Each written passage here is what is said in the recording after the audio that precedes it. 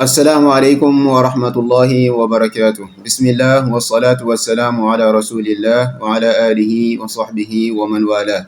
Today, inshallah, we will be talking about the third Islamic doctrine, which is the Shafi'i doctrine, al-Madhhab al-Shafi'i.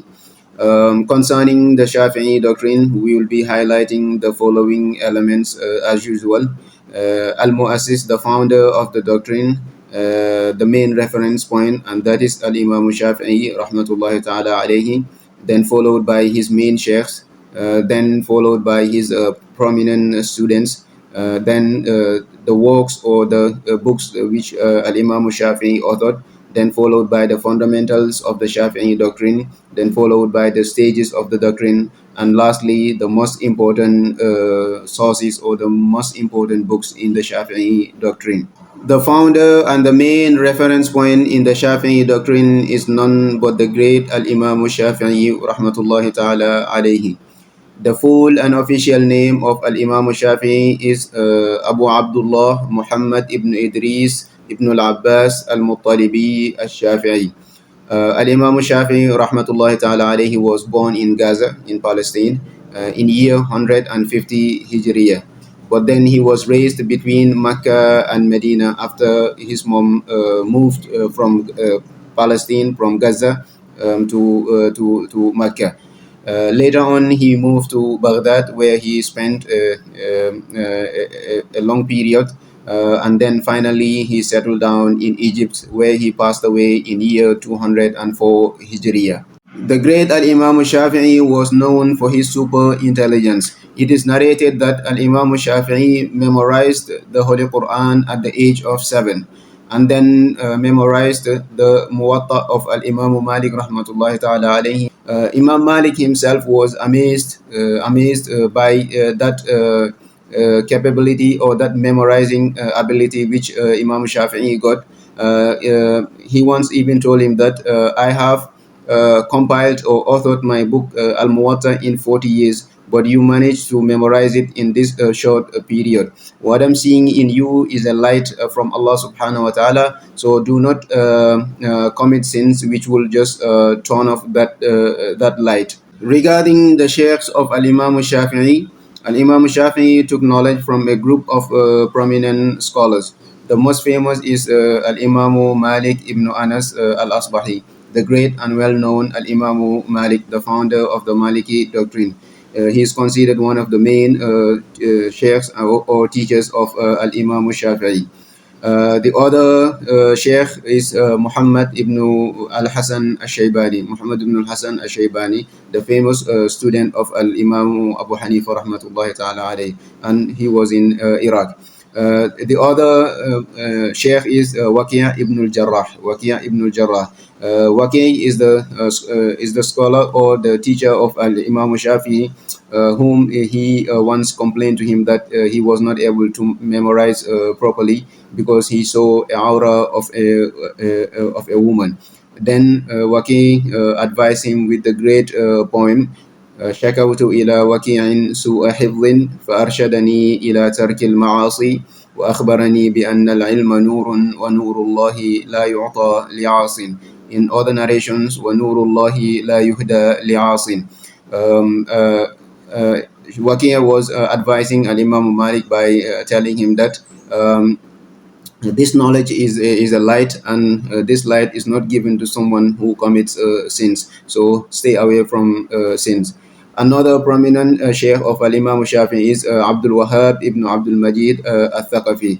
So in summary, these are the most prominent teachers of Al-Imam Shafi'i. Regarding the students of Al-Imam Shafi'i, as he took knowledge from prominent scholars, also other prominent scholars took knowledge from him. One of the famous and the greatest students of Al-Imam Shafi'i is Al-Imam Ahmad ibn Hanbal, the founder and the main reference in the Hanbali doctrine. Also Al-Imam Ishaq ibn Rahoya or Ishaq ibn Rahawayh. And we've earlier mentioned that Al-Imam Ishaq ibn Rahawayh is one of the 13 scholars who were qualified to have an independent doctrine, but unfortunately it did not materialize. Another prominent scholar who was a student of Imam Shafi'i is Abu Thawr al-Kalbi. And Abu Thawr is also one of the 13 scholars who were qualified to have an independent doctrine. And also Al-Karabisi, and lastly Al-Hasan al-Za'farani. All these are the are prominent students of Imam Shafi'i. Regarding his works, Imam As-Shafi'i compiled many important books between fiqh and usul al-fiqh. Imam Shafi'i compiled Al-Hujjah, which is a book in fiqh. Another book is Kitab Kitab al and it is one of the main references in the Shafi'i doctrine. It is also a fiqh book. And the third book is Ar-Risala or Kitab al-Risala, which is a book in Usul al-Fiqh, the fundamentals of the Islamic jurisprudence. And this Usul al-Fiqh is one of the evidences that Imam Shafi'i was the first scholar who formulated or who established the science of Usul al-Fiqh.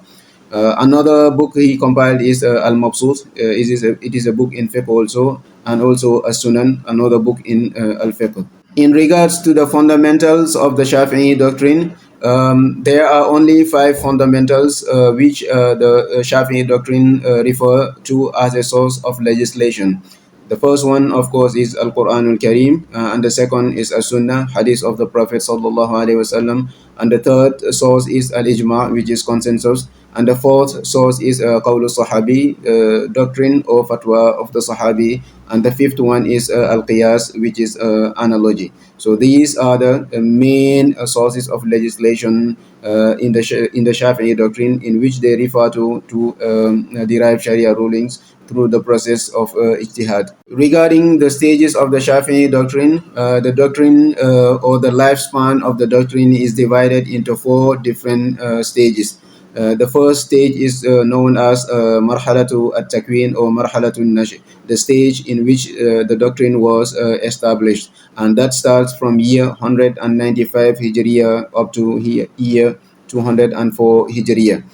And this particular period is divided into 2 sub-periods. The 2 sub-periods are the period in which Imam Shafi'i was staying in Iraq, and it is where he compiled his book Al-Hujjah. And the other period is the period in which he was staying in Egypt, and it is the period in which he compiles the other book, which is a reference in the doctrine, which is Kitabu al-Umm. So Imam Shafi'i basically had gone through a scientific journey in which he stayed in Iraq and then moved to Egypt. In all those 2 periods, Imam Shafi'i rahmatullahi alayhi changed some of his views, some of his positions, and some of his methodologies.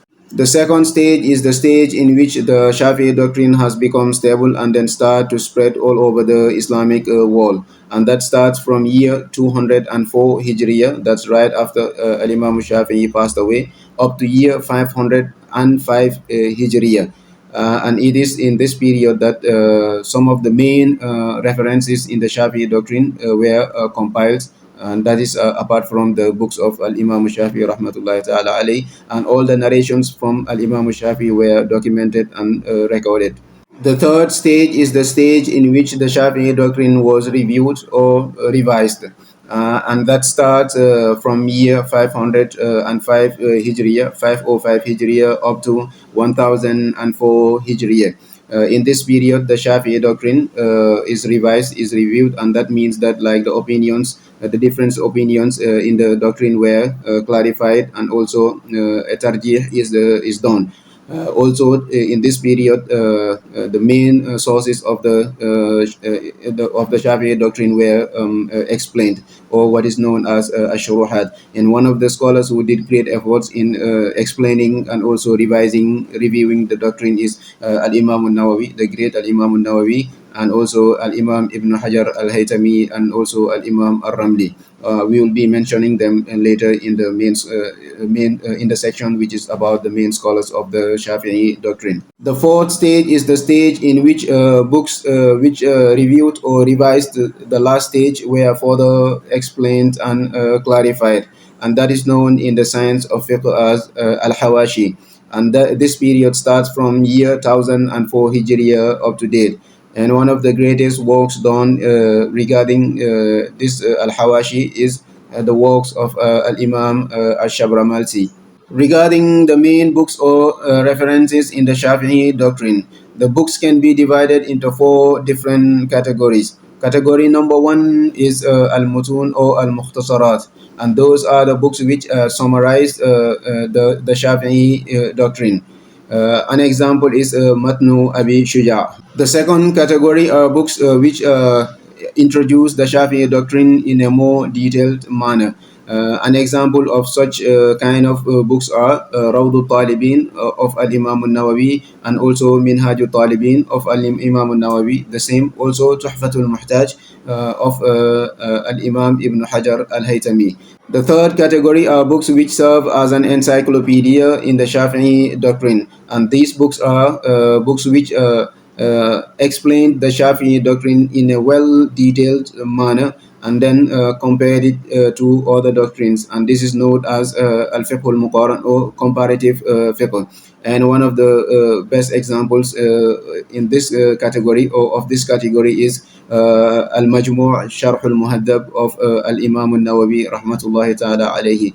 So al-Majmu' is an encyclopedia which is also a comparative fiqh book, just like as the At-Tamheed or Al-Istizkar in the Maliki doctrine. The fourth category are the Fatawa books, and one of the best examples is Al-Fatawa Al-Kubra Al-Fiqhiyya, which was authored by Al-Imam Ibn Hajar Al-Haytami.